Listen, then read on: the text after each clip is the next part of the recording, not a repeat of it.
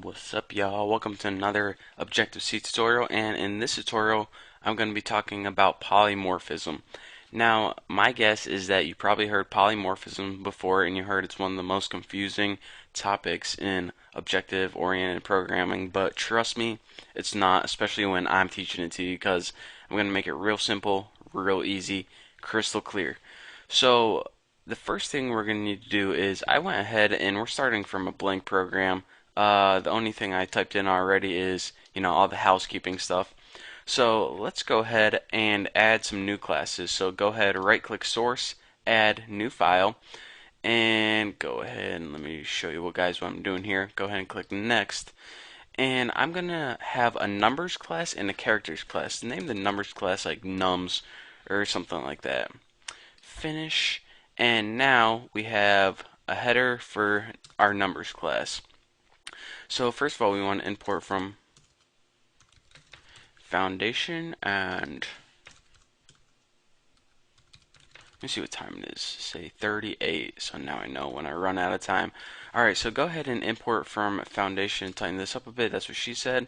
And for your interface for your numbers class, let's just go ahead and add three variables: int num1, int num2, and int answer. What we're going to be doing is adding number 1 and number 2 and getting an answer, in case you were curious. So let's go ahead and make three methods. The first one will be void set numbers to give them, a value. But of course, we need to do int a, and I guess you can see what's going on here. Int b. Let me see if that looks good. Yep, looks good to me. And now let's go ahead and add an add method to add them together. It's not going to take any parameters, it's just going to add them. And let's go ahead and void print to print out something. So let me make sure that looks good. Set numbers. Not too bad, to tell you the truth. Not bad at all. So let's go ahead and copy these right here. And in our implementation file, first of all, get rid of all these comments because I hate them. And paste it all. And to set the numbers, what we want to do is just go ahead and set num1. Remember, that's a variable we have in our class. Set that equal to a, what we pass in. And num2, set that equal to b, the value that we pass in. And when we want to add them together, all we have to do is take that answer variable, that third variable, and set it equal to num1 plus num2. Pretty cool, eh? And for the print, let's just go ahead and print out something crazy. Let's go ahead and ns log this stuff right here. And why did my computer just make a sound? Not cool, not cool. So let's go ahead and ns log be like, I am from the numbers class, biatch. And then just go ahead and, explanation point with emphasis, %I, and let's just go ahead and print out the answer.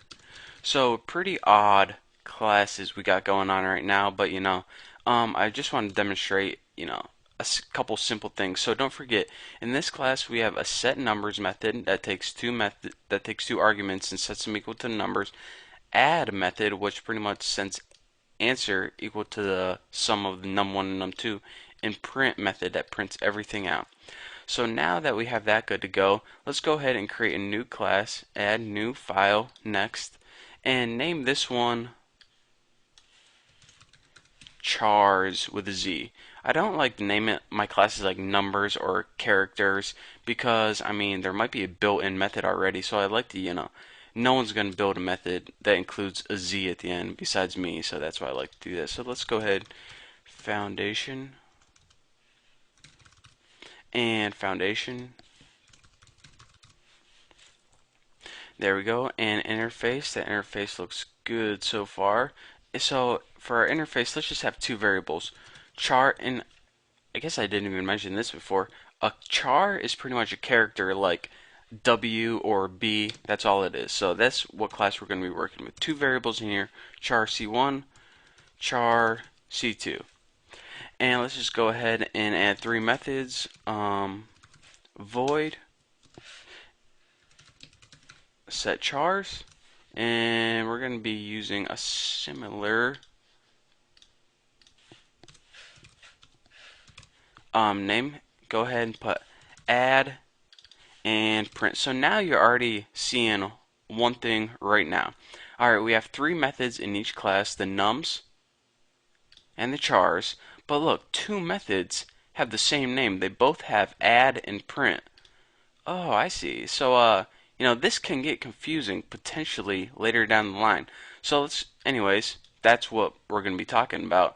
So copy, and in your implementation file, Control V, all you want to do is set the characters.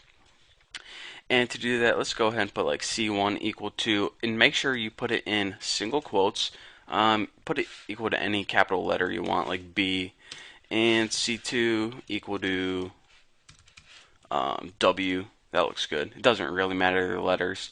And for add, what we want to do is let's just have a ns log print statement, and let's just go ahead and add these letters together. So %I is for working with integers, and %C is for working with characters.